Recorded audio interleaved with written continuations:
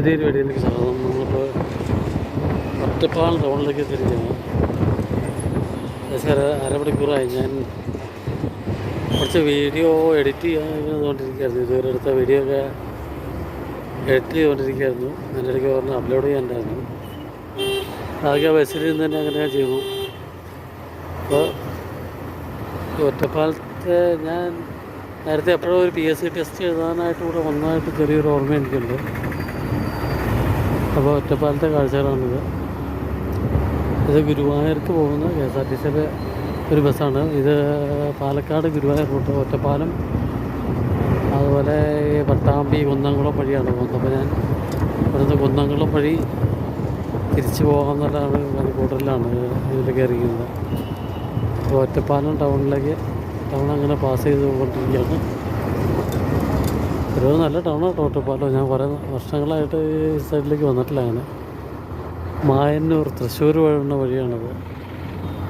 മായന്നൂർ ചേലക്കര വഴിയായിരിക്കും ഒരു പക്ഷേ തൃശ്ശൂർക്ക് പോകുന്നതെന്ന് എനിക്ക് തോന്നുന്നു. അതിവിടെ ചെറിയ തോടൊക്കെ ഉണ്ട്. എവിടെ ചെന്നാലും നമ്മുടെ കേരളത്തിൽ ഏത് ടൗണിൽ ചെന്നാലും ഇതുപോലെ ഒരു ചെറിയ തോടോ നദിയോ അങ്ങനെ എന്തെങ്കിലും ഒരു സംഭവങ്ങളുണ്ടാവും. അത് കേരളത്തിൻ്റെ മാത്രം ഒരു പ്രത്യേകതയാണെന്ന് എനിക്ക് തോന്നുന്നത്.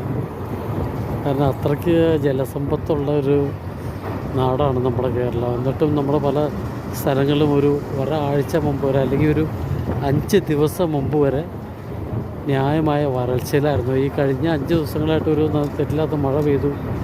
അതോടെ വെള്ളപ്പൊക്ക ഭീഷണിയും പല സ്ഥലങ്ങളിലും ആയി തുടങ്ങിയിട്ടുണ്ട്. പല സ്ഥലങ്ങളിലും വെള്ളക്കെട്ടും അതൊക്കെയാണ് ഇപ്പോൾ കേരളത്തിൻ്റെ ഒരു അവസ്ഥ എന്ന് പറഞ്ഞിട്ടുണ്ടെങ്കിൽ. അപ്പോൾ ഈ നമ്മൾ ഒലവക്കോട് ആദ്യം കണ്ടായിരുന്നു. ഇത് ഒറ്റപ്പാലം.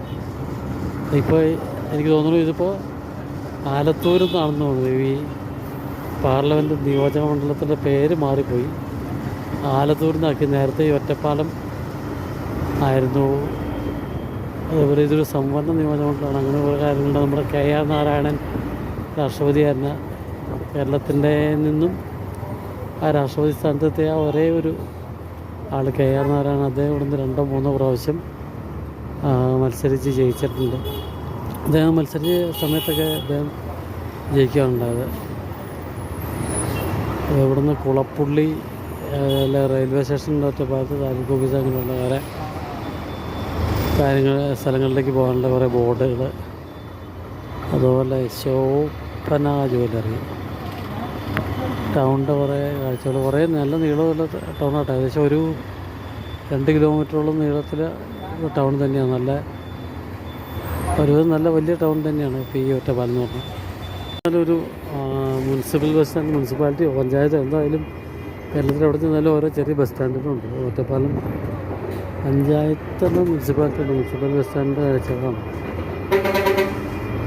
അതുകൊണ്ട് അടിപൊളി കെട്ടിടങ്ങളും ഷോപ്പിംഗ് സെൻ്ററും ഒക്കെ കേട്ടോ.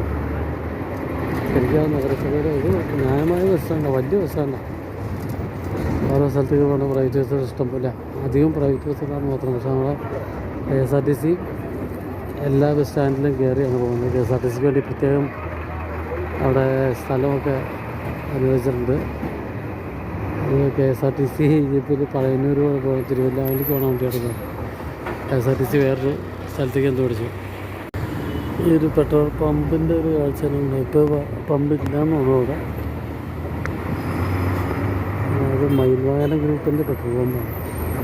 മയിൽവാഹനം എന്ന് പറഞ്ഞാൽ നമ്മൾ കുറേ വണ്ടികൾ തൃശ്ശൂരും പാലക്കാടൊക്കെ കണ്ടിട്ടുണ്ടാവും. ഒരുപാട് ഏകദേശം 10-70 വണ്ടിയോളം ഒരു കാലത്ത് ഉണ്ടായിരുന്നതാണ്. അവർ ആ സമയത്ത് വളരെ അടിപൊളിയായിട്ട് ഒരു സമയത്ത് സർവീസ് നടത്തിക്കൊണ്ടിരുന്ന ഒരു ബസ് കമ്പനിയായിരുന്നു. ഇപ്പോൾ ഈ ഒറ്റപ്പാലം എന്ന് പറഞ്ഞത് ഇപ്പോൾ ആലത്തൂർ മണ്ഡലത്തിൻ്റെ ഭാഗമല്ല, ഇതിപ്പോൾ പാലക്കാട് മണ്ഡലത്തിൻ്റെ ഭാഗമാണ്. VK ശ്രീകണ്ഠനൊക്കെയാണ് ഇവിടെ സ്ഥാനാർത്ഥികൾ. ഒറ്റപ്പാലത്തിൻ്റെ മണ്ഡലം അല്ലാതെ ആയതോടുകൂടി എൻ്റെ ശരിക്കും ആ പാർലമെൻറ്റ് മണ്ഡലം മാറിപ്പോയി. പാലക്കാടിൻ്റെ കീഴിലുള്ള ഒരു കോൺസ്റ്റിറ്റ്യുവൻസിയുടെ ഭാഗമായിട്ട് വന്നു ഒറ്റപ്പാലം.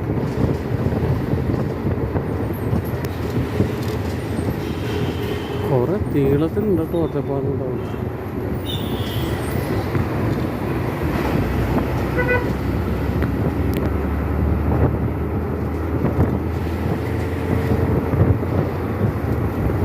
ഏകദേശം ഒരു 1.5-2 കിലോമീറ്ററിന് മുകളിലായിരുന്നു എനിക്ക് തോന്നുന്നു. ഇതിനിടയ്ക്ക് നല്ല അടിപൊളി ബസ് സ്റ്റാൻഡ്, വീണ്ടും ഒരു ചെറിയ പാലം കിടക്കുന്നു, കോട്ടുപുര ഗണപതി ക്ഷേത്രം. അല്ല, വന്ന വഴിയല്ല.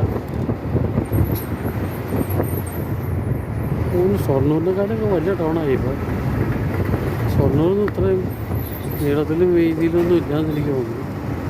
അത് ന്യായമായിട്ടുള്ള ഒരു ടൗണായി, നല്ല ദൂരത്തിൽ. ശരിക്കും ഗൾഫ് ഓണത്തിൻ്റെ ഒരു സ്വാധീനം ഒരു പക്ഷേ ഈ ഒരു ടൗണിനുണ്ടാവുമെന്ന് എനിക്ക് തോന്നുന്നു. നീല വെച്ചുള്ളൊരു കെട്ടിടം നിൽക്കണോ, എന്തൊരു നേരം പോയി തുടങ്ങിയിട്ട്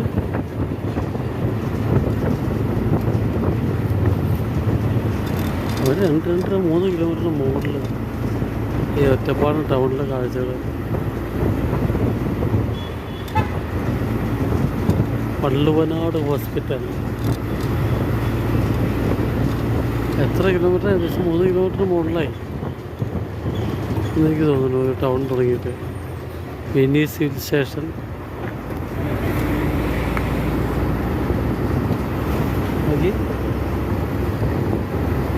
ഈ തണൽ മരങ്ങളുടെ കാര്യത്തിൽ ഒറ്റപ്പാലം പുറകെ നിന്നുള്ളത്. റോഡ് സൈഡിൽ നിറച്ച് മരങ്ങളാണ്, നല്ല തണലുള്ള സ്ഥലങ്ങളാണ്. രാത്രി മഴ ഉണ്ടായാലും ഇപ്പോൾ വലിയ മഴയുടെ ലാഞ്ചനയൊന്നുമില്ല, മഴയുടെ പ്രശ്നങ്ങളൊന്നുമില്ല.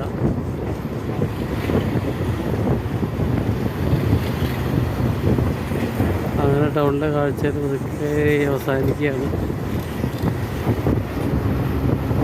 ഈ കുറേ ഗ്രാമക്കാഴ്ചകളിലൊക്കെ കുറേ പാലക്കാട്ടെ ഉൾനാടൻ ഗ്രാമക്കാഴ്ചകളിലേക്ക് ആയിരിക്കും നമ്മൾ പോകുന്നത്. പാലക്കാട് തൃശ്ശൂരിൻ്റെയും അത് വള്ളുവനാട് എന്നൊരു പേര് ഈ സ്ഥലത്തിനുണ്ടെന്ന് എനിക്ക് തോന്നുന്നു.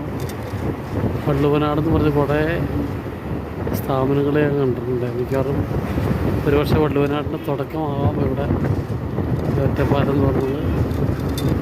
അങ്ങനെ എന്തെങ്കിലും ഉണ്ടാവാൻ. കേരള കലാമന്ദിരം 14 കിലോമീറ്റർ, ഗുരുവായൂർ 54 കിലോമീറ്റർ അനുഭവം.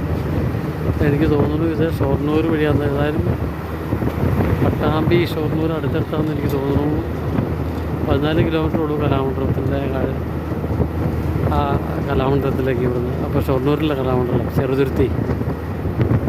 അപ്പോൾ നമുക്ക് നോക്കാം അടുത്ത കാഴ്ചയിൽ എന്തൊക്കെയാണ്. മനുശ്ശേരി എന്നുള്ള സ്ഥലം, നമ്മൾ മനുശ്ശേരി എന്നുള്ള സ്ഥലം കേരളത്തിലെ ഒരുവിധപ്പെട്ട എല്ലാവരും കേട്ടതാണ്. മനുശ്ശേരി കർണൻ എന്നുള്ള ആനയുടെ പേരിലാണ്. അപ്പോൾ മനുശ്ശേരി ഒരു മനയുണ്ടോയെന്ന് എനിക്ക് കൃത്യമായിട്ട് അറിയില്ല.